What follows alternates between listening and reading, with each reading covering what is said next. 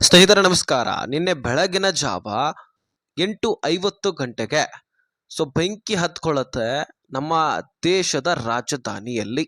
ಹೌದು, ದೆಹಲಿಯ ಮಾಳವೀಯ ನಗರದಲ್ಲಿ ಹೋಟೆಲ್ ಒಂದರಲ್ಲಿ ಬೆಂಕಿ ಹತ್ಕೊಳ್ಳುತ್ತೆ. ಸರಿಸುಮಾರು 40ರಿಂದ 43 ಜನ ಅಲ್ಲಿ ಇದ್ರಂತೆ. ಅದರಲ್ಲಿ ಎಷ್ಟೋ ಜನ ಹೊರದೇಶೀಯರಿದ್ರು, ಸ್ವದೇಶೀಯರಿದ್ರು, ಎಷ್ಟೋ ಕನಸುಗಳನ್ನ ಕಂಡಂತವರಿದ್ರು, ಎಷ್ಟೋ ಕನಸುಗಳನ್ನ ನನಸು ಮಾಡ್ಲಿಕ್ಕೆ ಬಂದವರಿದ್ರು, ಅದೇನೋ ಆಶಯಗಳನ್ನ ಇಟ್ಕೊಂಡು ಬಂದವರದೆಷ್ಟೋ ಜನ ಇದ್ರೇನೋ ಆ ಒಂದು ಜನರಲ್ಲಿ ಸುಮಾರು 21 ಜನ ಅಲ್ಲೇ ಮೃತಪಟ್ಟಿದ್ದಾರೆ. ಹೌದು ಸ್ನೇಹಿತರೆ, ಈ ಘಟನೆ ಕೇಳಿದ ತಕ್ಷಣವೇ ಮನ ನೋಯುತ್ತೆ. ಸಾಲು ಸಾಲಾಗಿ ಇಂತಹ ಘಟನೆಗಳನ್ನ ನೋಡ್ತಾನೆ ಇದ್ದೀವಿ. ಎಷ್ಟೋ ಆಕ್ಸಿಡೆಂಟ್ಗಳಾಗಿ ಸಾವನ್ನಪ್ಪೋದು, ಕೆಲವೊಂದಿಷ್ಟು ತಂದೆ ತಾಯಿಯರಿಗೆ ಒಬ್ಬರೋ ಅಥವಾ ಇಬ್ಬರೋ ಮಕ್ಕಳಿರ್ತಾರೆ, ಆಕ್ಸಿಡೆಂಟ್ ಆಗಿ ತೀರಿ ಹೋಗೋದು, ಇನ್ನು ಮಕ್ಕಳನ್ನ ತಂದೆ ತಾಯಿಯರೇ ಕೊಲ್ಲೋದು. ಇಂತಹ ಎಲ್ಲ ಘಟನೆಗಳನ್ನ ನಾವು ಸಾಲು ಸಾಲಾಗಿ ನಮ್ಮ ರಾಜ್ಯದಲ್ಲಿ, ಇಡೀ ದೇಶಗಳಲ್ಲಿ ನಾವು ನೋಡ್ತಾ ಬರ್ತಾ ಇದ್ದೀವಿ. ಅದೆಷ್ಟೋ ಘಟನೆಗಳಿಂದಾಗಿ ನೋವುಗಳು, ಮನಸ್ತಾಪಗಳು ಕೂಡ ಕಾಣ್ತಾ ಇದ್ದಾವೆ. ಈಗ ಸದ್ಯಕ್ಕೆ ನಡೆದಿರತಕ್ಕಂತಹ ಘಟನೆ ಇಡೀ ದೇಶವೇ ತಲೆ ಕೆಳಗಾಗುವಂತಹ ಘಟನೆ ಅಂತಾನೆ ಹೇಳಬಹುದು. ಒಂದು ಕಡೆ ಇಡೀ ದೇಶವೇ ಬೆಚ್ಚಿ ಬಿದ್ದೆ, ದೇಶದಲ್ಲಿರ್ತಕ್ಕಂತಹ ಎಲ್ಲ ಪ್ರಜೆಗಳು ಕೂಡ ಮನಸ್ಸು ನೋವು ಆಗಿದೆ.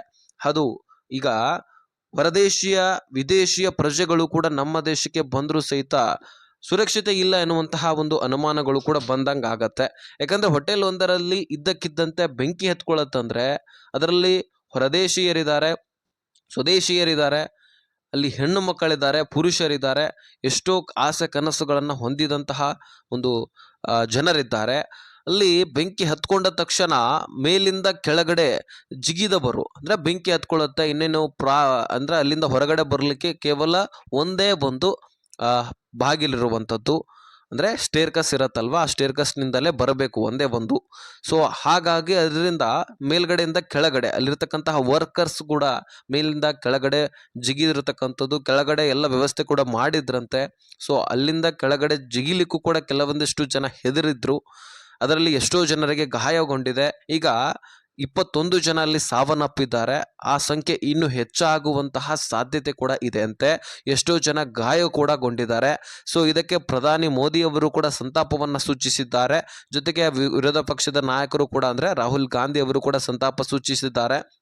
ಅಲ್ಲಿರ್ತಕ್ಕಂತಹ DCM ಅವರು ಕೂಡ ಸಂತಾಪವನ್ನ ಸೂಚಿಸಿರ್ತಕ್ಕಂಥದ್ದು. ಯಾಕಂದ್ರೆ ದೇಶದಲ್ಲಿ ಒಮ್ಮೆಲೆ ಈ ರೀತಿ ಘಟನೆ ನಡೆಯುತ್ತಂದ್ರೆ ಅದಕ್ಕೆ ಕಾರಣ ಏನಾದರೂ ಇದ್ದೇ ಇರತ್ತೆ, ಅಥವಾ ಏನಾದಲ್ಲಿ ತೊಂದರೆ ಆಗಿತ್ತು, ಏನು ತಪ್ಪಾಗಿತ್ತು, ಅದಕ್ಕೆ ಎಲ್ಲವೂ ಕೂಡ ಈಗ ತನಿಖೆ ನಡೀತಾ ಇರತ್ತೆ.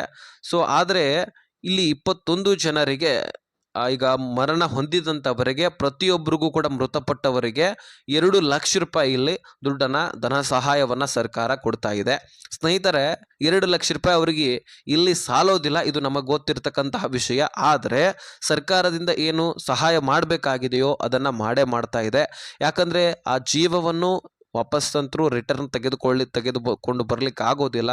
ಆದರೆ ಆ ಥರ ಕುಟುಂಬಕ್ಕೆ ಒಂದಿಷ್ಟು ಧನ ಸಹಾಯ ಆದರೆ ಅದರಿಂದ ಅವರು ತಮ್ಮ ಜೀವನವನ್ನು ನಡೆಸಬಹುದು, ಒಂದು ಕಡೆ ಹೆಲ್ಪ್ ಆಗಬಹುದು. ಅದೆಷ್ಟೋ ಜನರು ಆಸೆ ಇಟ್ಕೊಂಡು ಬಂದಿರತಕ್ಕಂಥವರು, ಮತ್ತೆ ಗಂಡ ಮೃತಪಟ್ಟಿದ್ರೆ ಹೆಂಡತಿಗೆ ಜೀವನ ಸಾಗಿಸ್ಲಿಕ್ಕೆ ತೊಂದರೆ ಆಗ್ತಾ ಇರುತ್ತೆ. ಆ 2 ಲಕ್ಷ ರೂಪಾಯಿ ತಮ್ಮ ಮಕ್ಕಳ ಜೀವನಕ್ಕೆ ಹೆಲ್ಪ್ ಆಗಬಹುದು. ಈ ರೀತಿ ಏನೋ ಒಂದು ಕಡೆ ಹೆಲ್ಪ್ ಆಗತ್ತಂತ ಹೇಳ್ಬಿಟ್ಟು ಸರ್ಕಾರ ಆದಷ್ಟು ಹೆಲ್ಪ್ ಮಾಡ್ತಾ ಇದೆ. ಇನ್ನು ಗಾಯಗೊಂಡವರಿಗೆ ಸುಮಾರು 50,000 ರೂಪಾಯಿಯನ್ನ ಧನ ಸಹಾಯವನ್ನ ಇಲ್ಲಿ ಮಾಡ್ತಾ ಇದೆ.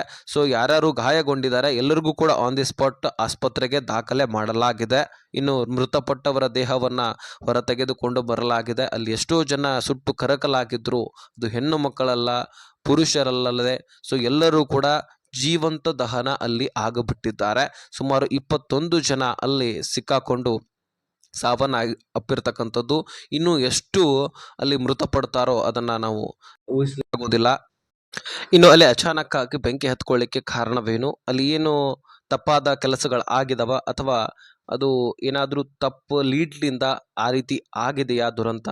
ಅದಕ್ಕೆ ಈಗಾಗಲೇ ತನಿಖೆ ನಡೀತಾ ಇದೆ. ಆ ತನಿಖೆಯಿಂದಾಗಿ ಏನು ಮಾಹಿತಿ ಹೊರಬರುತ್ತೆ ಅದನ್ನು ನಾವು ಕಾಯ್ದು ನೋಡಬೇಕು. ಸದ್ಯಕ್ಕೆ ತನಿಖೆ ಆಲ್ರೆಡಿ ಸ್ಟಾರ್ಟ್ ಆಗಿಬಿಟ್ಟಿದೆ. ಕಾಯ್ದು ನೋಡೋಣ.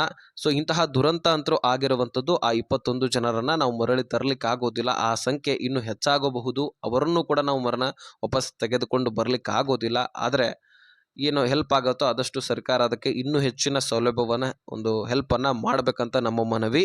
ಸೊ ಇದರ ಕುರಿತಾಗಿ ನಿಮ್ಮ ಅನಿಸಿಕೆ ಏನು ಅನ್ನುವಂಥದ್ದನ್ನು ಕಮೆಂಟ್ ಮಾಡಿ ತಿಳಿಸಿ. ಇಂತಹ ದುರಂತಗಳು ಮೇಲಿಂದ ಮೇಲೆ ನಡೀತಾನೆ ಇರುತ್ತೆ.